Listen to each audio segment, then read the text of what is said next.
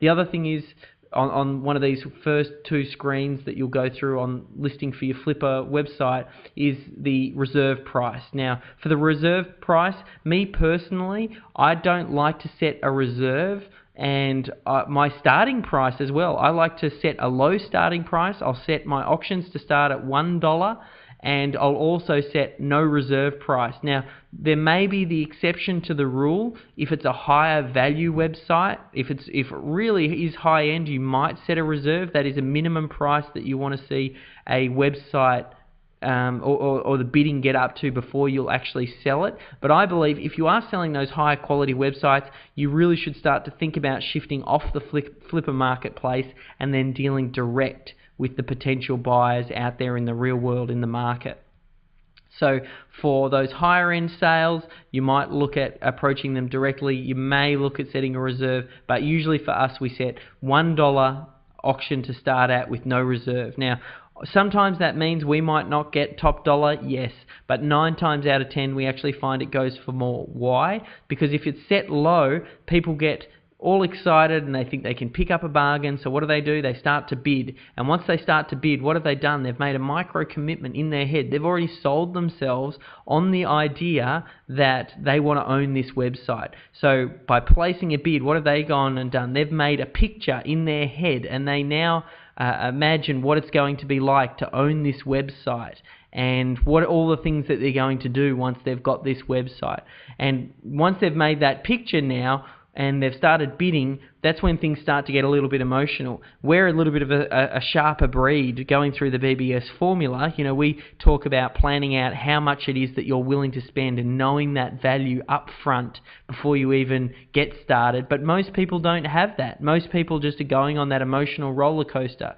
So to capitalize on that, we want to make sure that we get people bidding early and often and getting them involved in the auction, because that will not only will they'll start, you know, no one likes to lose an auction. That's the other thing. It's an emotional thing. It's an ego thing. Once you start bidding, especially guys, you know, your ego gets on board, and you don't want to lose that auction. I suppose we've all had it. You go over to eBay, you know what it's like. You're coming down to the final few minutes of an auction, and you don't want to lose. So, you know, someone's outbidded you, and you outbid them again.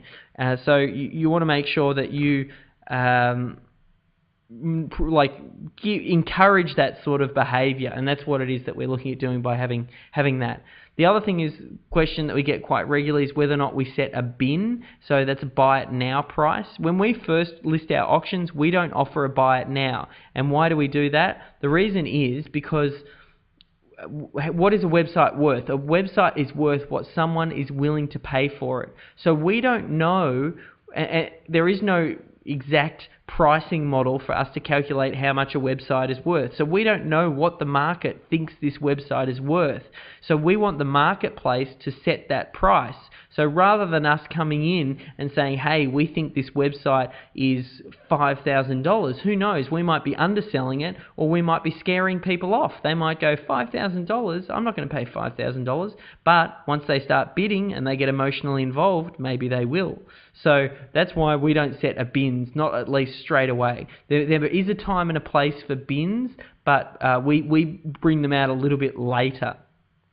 We just want to encourage people to start bidding. I suppose that's a little bit of our super pro move, I suppose, a super professional move, is when we actually do bring in bins. What we do is sometimes we'll bring in a bin near the end of an auction. If we find that the auction is starting to stall, so bidding is starting to slow up, then sometimes we'll bring in a buy it now price that might be, 20% or 25% over whatever the highest bidding price is now. And then those people who might be sitting on the edge, they might just go, oh, bugger it, all right, I'll just jump over the top of everyone and buy it.